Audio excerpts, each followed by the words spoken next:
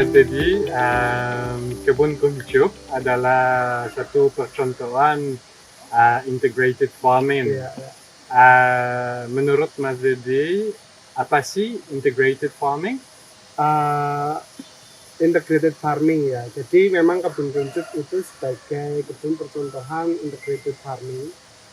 Jadi di sini juga selain pertanian yang ada di sini itu juga ada perkebunan, kemudian ada peternakan, ada peternakan kambing, terus kemudian ada perikanan juga, ada lele, ada nila. Jadi sebenarnya dari satu yang kayak pertanian itu akan juga support ke ternak atau ke perikanan gitu, karena limbah-limbah yang tidak terpakai itu kita bisa kasih ke mereka gitu. Sehingga ya artinya nggak ada yang terbuang, nanti zero waste. Air dari lele pun kita bisa untuk siram, jadi yang irigasi kita juga ada ikan nilainya, kita juga akan siram gitu.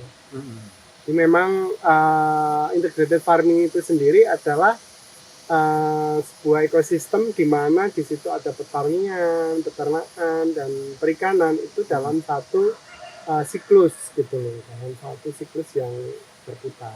Jadi kita lihat ada peternakan, ada perikanan, ada perkebunan. Apa aja spesies kunci menurut Mas Dedi untuk sistem ini? Jadi kalau memang ini tergantung juga kemampuan kita ya. Kita bisa menggunakan, kalau misalnya ternak kan kita bedakan menjadi peternakan besar, kemudian peternakan kecil, dan peternakan unggas misalnya.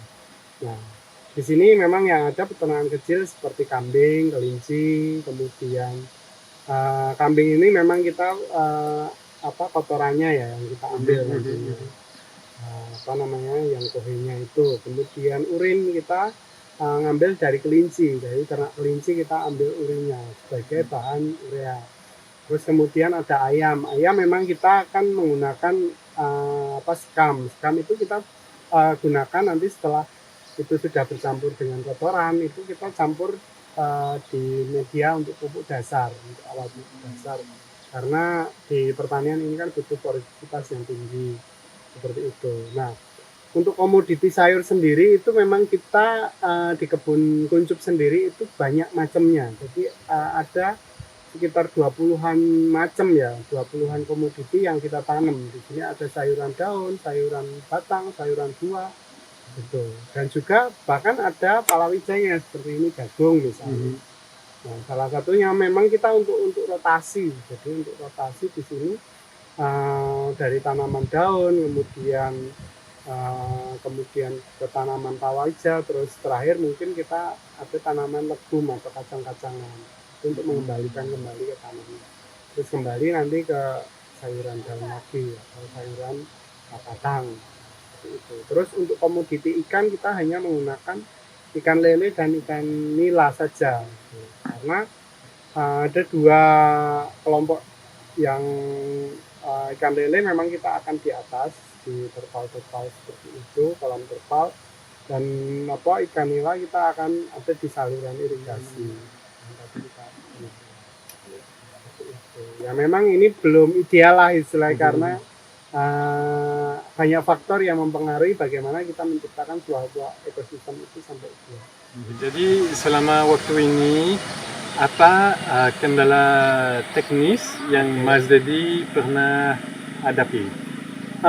Dari awal saya mencoba ya terjun ke pertanian dan menciptakan sebuah model pertanian integrated farming ini, itu percaya yang pertama adalah dari knowledge saya ya, artinya knowledge tentang pertanian itu sendiri, tentang tentang bagaimana pertanian itu bisa menghidupi saya. Terus kemudian skillnya ya memang latar belakang saya kan bukan petani, saya dulu memang dari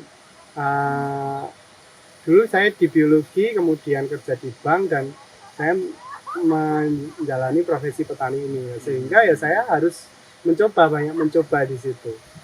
Nah, halangan banyak adalah ya kita sulit untuk mendapatkan SDM yang apa ya, yang sesuai harapan kita gitu di pertanian ini, sehingga selain SDM itu mahal juga susah untuk dicari, itu salah satu halangan yang pertama. Di awal-awal itu juga salah satunya kita untuk mendapatkan lahan pertanian itu sulit sekali gitu loh. Jadi akses memang tidak ada, terus kemudian kita bersaing dengan lahan-lahan yang alih fungsi, jadi dia menjadi rumah makan atau apa, itu sewanya akan lebih tinggi dibanding untuk sewa di pertanian. Sehingga ya kita untuk sewa untuk pertanian juga akan sulit seperti itu. Terus yang ketiga, ya pertanian ini memang erat sekali dengan iklim ya. Jadi salah satu waktu pas kita berproduksi itu sangat ini ya, karena musim hujan itu kadang kita tidak panen dan sebagainya, atau misalnya hamanya banyak dan sebagainya, karena kita sejak awal sudah menekankan bahwa pertanian yang saya jalankan harus organik, harus selaras dengan alam seperti itu. Sehingga ya halangannya adalah karena sekitarnya belum sama dengan kita yang selaras dengan alam, ya akhirnya kita akan menjadi bulan-bulanan hama kesini gitu. Banyak sekali seperti itu, selain SDM, lahan, kemudian iklim atau alam itu sendiri. Nah, yang terakhir adalah kita waktu pas awal saat kita terjun di produksi itu penjualannya yang sulit gitu.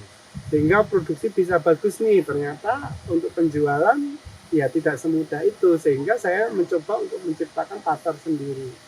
Karena kalau saya masuk ke pasar yang biasa, ya saya nggak dapat apa-apa nantinya gitu loh. Dan kalau nggak dapat apa-apa ya artinya nanti nggak sustain juga gitu loh. Artinya saya harus menciptakan pasar sendiri. Saya mencoba untuk menemukan model model bisnis lah untuk mempertahankan bagaimana lahan ini tetap berproduksi. Apa harapan Mas Dedi untuk pertanian di masa depan? Harapan saya tentang pertanian ya artinya di sini mungkin harapan semua orang juga ya, pertanian ini nantinya akan banyak mengarahkan ke ini ya, apa namanya, pertanian yang berkelanjutan. Ya, artinya pertanian berkelanjutan, ya berkelanjutan tanah pertaniannya juga manusianya. Ya artinya pertanian masa depan banyak menciptakan pola pertanian yang selaras alam seperti itu. Saya harapannya seperti itu, sehingga penggunaan pupuk kimia itu mungkin bisa pembuatannya mungkin lebih diesensialkan lagi ya, artinya biar tidak banyak residu yang tertinggal. Juga terhadap pestisida, sehingga pencemaran lingkungan juga tidak terlalu banyak.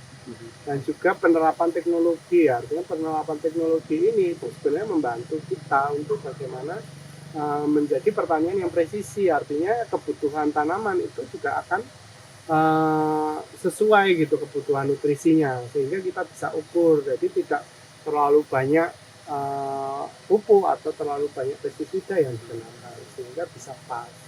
Nah harapannya adalah pertanian masa depan, pertanian yang nantinya akan ya selain selaras dengan alam, kita juga akan berkolaborasi dengan penggunaan teknologi. Gitu. Oke, terima kasih banyak Mas Dedi untuk berbagi. Ya, terima kasih. Jadi Mas Dedi, apa pesannya untuk generasi muda, orang muda sekarang yang mau mulai di dunia pertanian? Jadi harapannya untuk teman-teman muda ya, teman-teman muda kalau mau berprofesi menjadi petani, ya yang pertama memang kita harus punya konsep yang jelas dulu. Konsep pertanian yang mau kita jalankan mau seperti apa. Kita mau mengambil sisi produksinya saja, atau hilirisasinya saja, atau misalnya kita artinya pertanian itu luas gitu, banyak hal, sehingga nggak usah takut dulu, nggak usah ternyata menjadi petani harus nyangkul, harus berpanas-panas, nggak juga gitu. Kita akan menemukan dalam semesta pertanian itu luas sekali. Bisa kita mengarah ke pendidikannya misalnya.